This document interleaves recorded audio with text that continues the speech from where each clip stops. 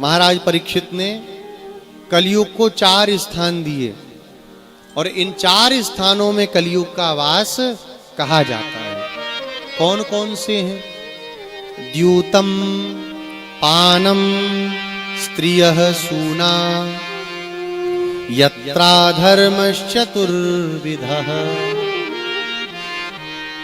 4 ये अधर्म के स्थान हैं। हे कलयुग तुम यहीं जाके रहना। पहला स्थान दिया द्यूतम, जुए में कलयुग का निवास है। लोग जुआ खेलते हैं ना, रात रात में सबको करोड़पति बनना है।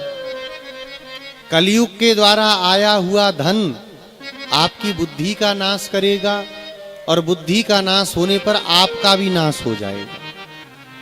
बुद्धि नाशात प्रणश्यति, भगवान गीता में कहते हैं बुद्धि के नाश से जीव का, मनुष्य का नाश हो जाता है।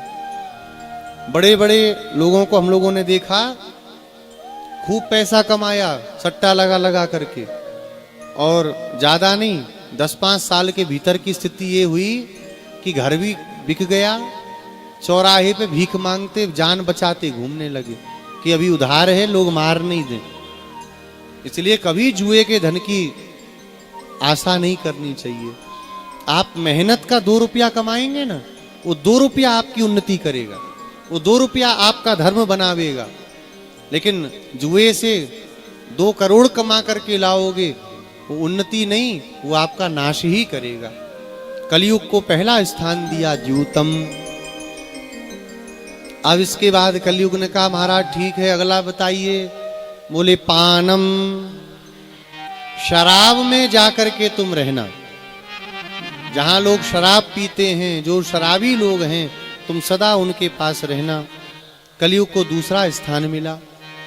तीसरा स्थान दिया सूना, स्त्रियः, जहां पर अपने कुल की मर्यादा को त्याग करके स्वेच्छाचारी स्त्रियां रहती हों, वैश्याएं रहती हों, उन वैश्याओं के पास तुम जाकर के रहना।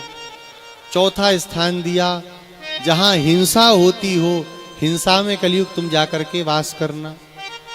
हिंसा का मतलब किसी को काट देना, मार देना ही नहीं है। हिंसा का मतलब है किसी को अपशब्द भी कहना।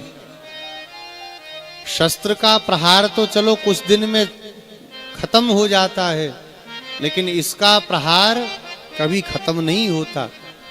ये वाणी का ही प्रहार था जो महाभारत का युद्ध हुआ इतना बड़ा।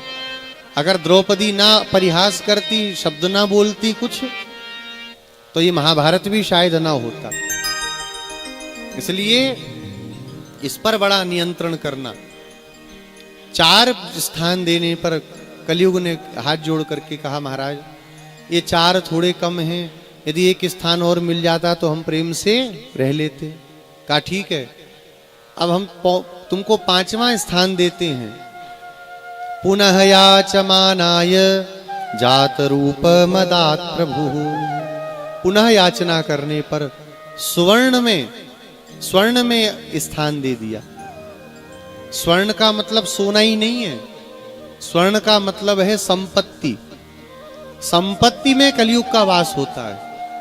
तो बोले खूब मेहनत करके कमा रहे हैं, कलयुग कमा रहे हैं क्या? बोले नहीं नहीं नहीं, जो पहले के 4 स्थान दिए हैं कलयुग को, उन 4 स्थानों से आई हुई संपत्ति में कलयुग रहता है।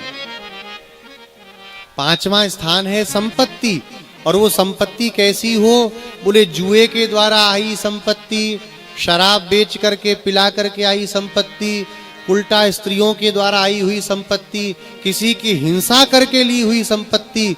इन 4 प्रकार की संपत्तियों में कलयुग का वास होता है।